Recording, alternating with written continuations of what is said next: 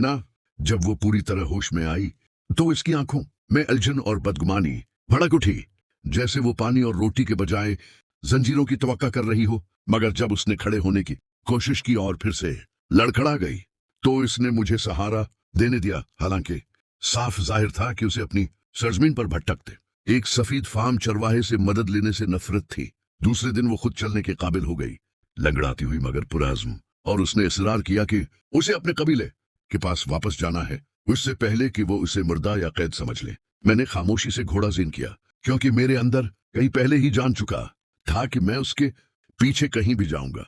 हालांकि मैंने अपाचियों के बारे में इतनी कहानियां सुन रखी थी कि जो बाहर के लोग हद से ज्यादा करीब भटके और उससे भी बढ़ कर वो जो मदाखलत करें, उनके साथ क्या सलूक किया जाता है। सर्ख घाटियों के बीच सफर ऐसा लगा जैसे किसी कदीम रूह के हलक में सवार होकर दाखिल हो रहे हूं। उब्दा खतरे और पेश गोई से बोझल थी, और जब नीना आखिरकार एक चोटी पर नमूदार हुई जहां से उसका गांव नजर आता था, तो जंगजुओं का एक हल्का पहले ही तैयार खड़ा था। कमाने तनी हुई, उनके चेहरे सोख के गहरे नीले रंग से रंगे हुए, जैसे वो पहले ही उसकी याद को रेत में तराश चुके हों। इनका सरदार चीतून नामी एक बुलंद कामत पत्थर जैसे चेहरे वाला आदमी आगे बढ़ा और मुतालबा क्या कि मैं क्यों नीना की खुशबू अपने कपड़ों पर लिए हुए हूं, मैंने उसे क्यों छुआ, और वो जिंदा कैसे है जब वो एक ऐसे मिशन पर निकली थी जिससे उसे जिंदा वापस नहीं आना था। मैं कुछ कहता इससे पहले ही, हालांकि उसके जख्म से पट्टी के नीचे अब भी खून रस रहा था। उसने हाथ उठाया और गिरजदार आवाज में ऐलान किया कि मैंने उसकी जान बचाई है और किसी भी फैसले से पहले मुझे बोलने का हक है।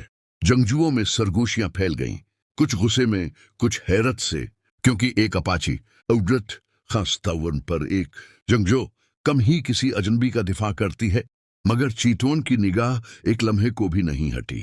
वो इतना करीब आया कि मैं उसकी जल्द पर लगे जंगी रंग की तपश महसूस कर सकता था, और उसने मुझे बताया कि नीना का जिंदा बच जाना मुझ पर एक बोझ डाल चुका है। अगर मैंने उसकी जान बचाई है तो अब मुझे उसके लोगों के लिए अपनी वफादारी साबित करना होगी, वरना उसकी नजात को खुद रूहों से चौरी समझा जाएगा। वो मुझे कड़ी निगरानी में अपने गांव ले आए, मेरे हाथ बांध दिए, दर्दनाक नहीं मगर इस वाज़ेह पैगाम के साथ कि अब मेरी किस्मत मेरी अपनी नहीं रही। इसी रात बुजुर्गों ने एक बड़ा लाव रोशन किया और मेरे गर्द जमा हो गए। उनकी मंत्र जैसी आवाजें जमीन की हड्डियों से उठती हुआ की तरह बुलंद हो रही थीं, और मुझे सच बताया गया, नीना कोई आम जंगजू नहीं थी। इसकी रगों में एक मुकद्दस शफा देने वाली नस्ल का खून बहता था, एक ऐसा सिलसिला जिसके बारे में यकीन किया जाता था कि उसे रवियाओं की रहनुमाई हासिल है, और जो रूहें उसकी हिफाजत करती थीं वो तवाजुन का तकादा करती थीं। अगर उसकी जिंदगी बची है तो इसकी कीमत भी उदा होनी थी।